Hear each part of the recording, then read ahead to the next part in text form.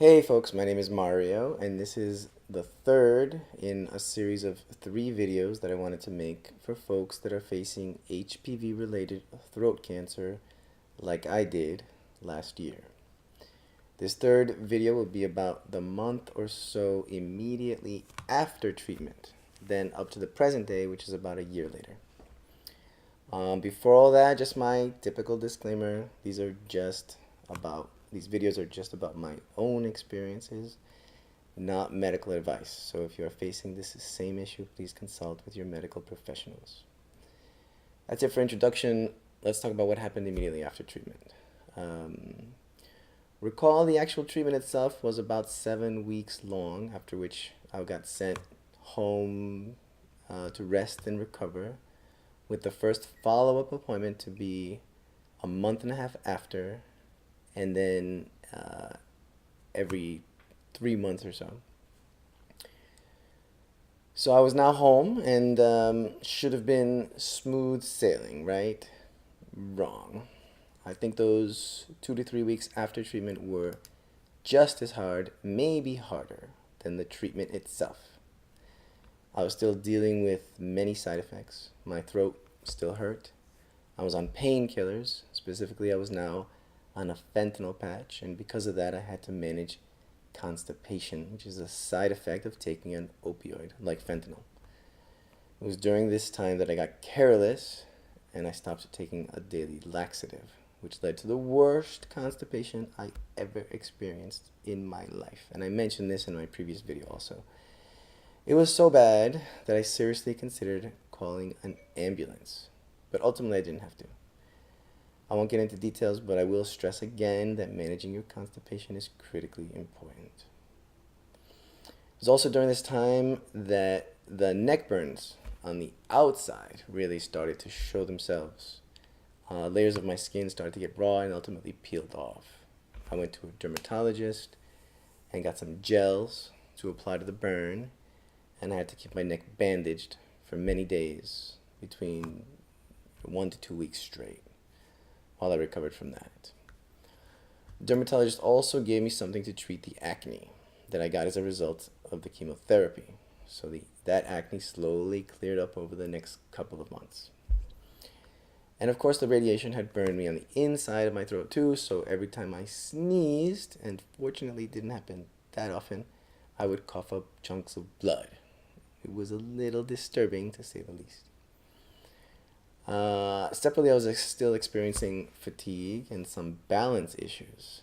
I really didn't feel stable on my feet, and I had lightheadedness every time I stood up from a sitting position. That's going away. Also experienced some body temperature issues, not often, but there were times when I was feeling extremely cold. Like even after a hot shower, I would emerge shivering, and I had to sleep with extra blankets just to feel warm. I still had some nausea, and I vomited once, and it was just on a short car ride. An issue related to the nausea was, and this was a big one, was simply not being able to stay hydrated. So I got 2 separate and additional IVs, just regular old fluids, during this time, once per week, 2 weeks in a row. My sense is that the radiation really dries you out, and I wasn't getting enough liquids even though I was taking the recommended amount. And it was difficult really to diagnose dehydration with all the other side effects going on. How do you really know? And I was no longer at the hospital, so I didn't have someone there to ask.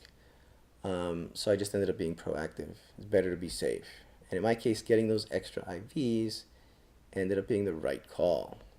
After each of them, I felt significantly better. So it had to be that I was dehydrated. A couple of weeks, so those couple of weeks after treatment were not easy. And in addition, I lost my voice for about 3 weeks during this time, which was not awful really in the grand scheme of things, but something else to deal with on top of everything else. After this period, after these few weeks passed, and with time, everything got better or went away entirely. The best part was that I was confirmed to be cancer-free. Hey. My neck burns healed, my acne went away, The bald patches at the back of my neck, which had been caused by the radiation, those grew back.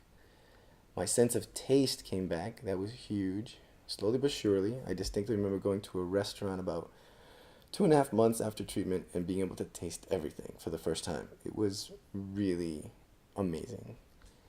I started gaining weight again. I had lost about 25 pounds in the course of the treatment, so that was good that it was coming back. However, I still, and to this day, I still apply a fluoride gel to plastic inserts to my teeth, top and bottom, for 10 minutes a day right before bed, and I have to do this for the rest of my life. And I talked about that in a previous video also. I'm supposed to continue to do swallowing exercises and neck stretching exercises. And I have to get better at that. I have to plan to do those more regularly. And then subsequently something else new. During one of my follow-up visits, a few months after treatment, the doctors found, based on blood results, that my thyroid was no longer functioning properly. The radiation had basically damaged it because it was passing right through. So now I have to take a thyroid supplement on a daily basis. And like the fluoride treatment, I have to do that for the rest of my life. I'm also not out of the woods entirely. I was, and I still am, a year later, cancer-free. But I am being monitored, which is standard. I go back to the doctors every 3 months for the first year. And now they want to see me, looks like every 6 months, which is a good sign. And as I understand it, after the 3-year mark, the probability of a recurrence goes way down. So fingers crossed for that. And then after 5 years, they don't want to see you again because they pronounce you officially cured, which will be great.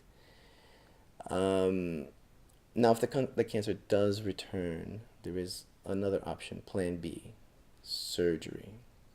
But that would be life-changing. You've probably seen or heard of people that have to get a hole in their throat to breathe, technically called a stoma. That's because they've had the cancer cut out surgically, and their throat has to be reconfigured to allow for breathing. But the disadvantages of that surgery are significant. For one, no more swimming. You end up with an open hole in your neck, and you can easily drown.